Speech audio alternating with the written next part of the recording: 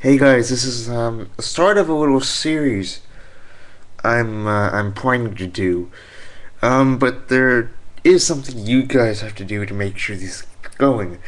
That is some requests for scenarios. What is this for, you might ask? Well, I've decided to do some fantasy booking of whatever company, whatever scenario you might like, within the pro wrestling business. Um, it doesn't have to follow what the companies are actually doing. It can be whichever promotion you want it to be.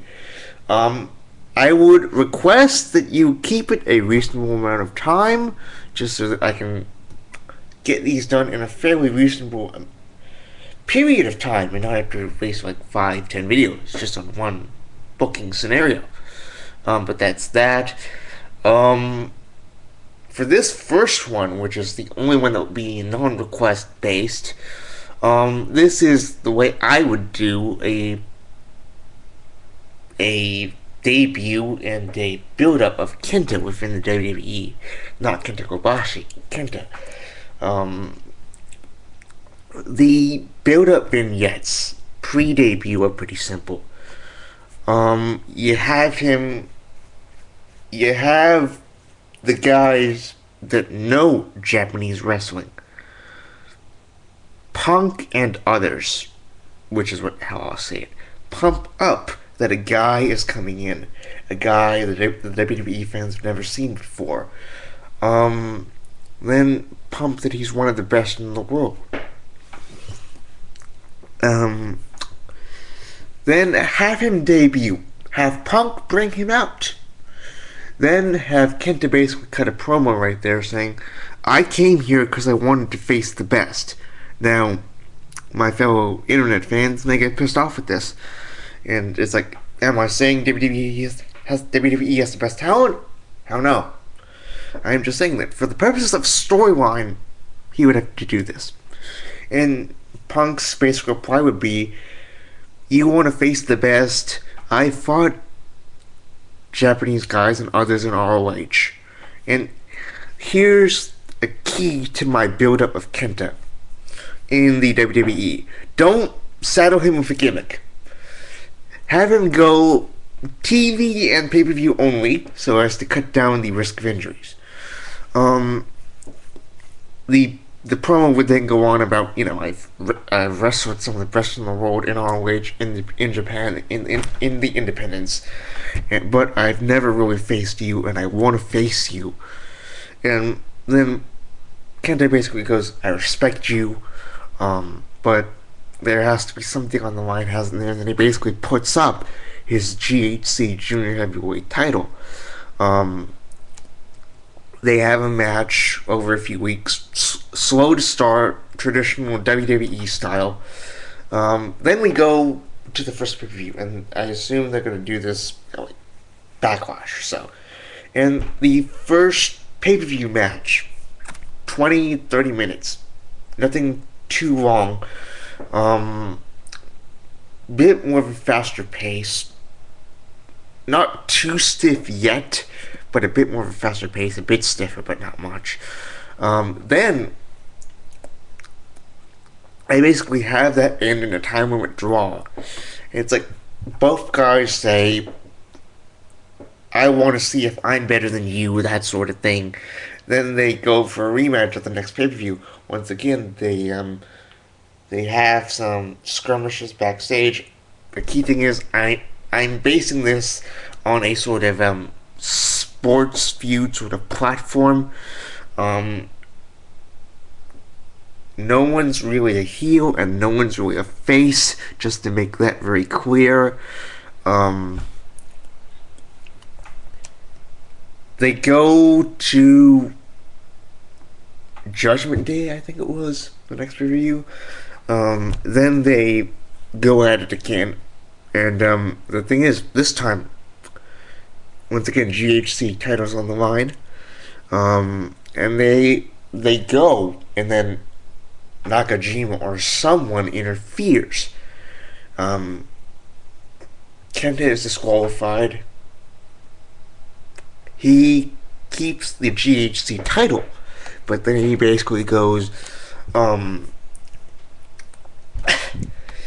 didn't want to beat you like this. I will give you a rematch as soon as you want it. But then Punk basically goes, I respect that, I'll accept that, but first I need an assurance that your fellow Noah competitors won't give any more interference, and they basically say that the only way they can think of to avoid any interference is to basically kick out the Noah guys, the other junior weight Noah guys like Nakajima, Monofuji, and it turns into a short-term tag team feud, which ends in them basically going back to Japan, with a good solid series of matches, maybe 3 or 4. Then it goes to the next pay-per-view, which I won't name because I haven't watched the product enough to say, but it goes to the next pay-per-view, another harder, faster, and the thing is, it progresses pay-per-view to pay-per-view.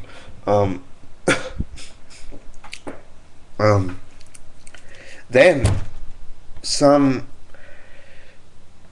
I don't know, maybe Jericho or some other guy, maybe Mysterio, interferes. Then Punk gets disqualified. Kenta still keeps the title. Same sort of bit, from before. Then they both have matches with different guys, still building up their credibility. That's how I'm going to do it between pay-per-views. Have each guy go up against credible guys, upper mid-card to main event guys. Good long matches and build them up. Then we go to the next pay-per-view and it's like, okay, screw this, from both. And it's like they go in tag team again. And they kick out whoever from the WWE tried to screw Kenta and Punk in their match. Then it's like, we respect each other too much. We can't do this under WWE rules. So what I'm planning to do for one of their blow-off matches is a pure title match. Basically, in my scenario, the pure title is brought back in Ring of Honor, and WWE backstage-wise asks ROH to lend them basically the pure title, and they fight for the pure title along with the GHC title, and then maybe Joe or some other ROH guy comes out, screws them in that match. And it's like, screw this, our tag matches haven't worked. Once again, I said it with more like maybe ROH guys or independent guys coming in between pay-per-views, and it's like, the last matches, they have to go for the pure title. Well, let's say the pure title, they just decide to take out of the picture because it just gets too fucking complicated. Then it gets back to just the GHC title. They figure that not because they want to brutalize each other, but because they want to ensure no interferences, they do it in Hell in a Cell. 30 minutes to an hour, good, long Hell in a Cell match.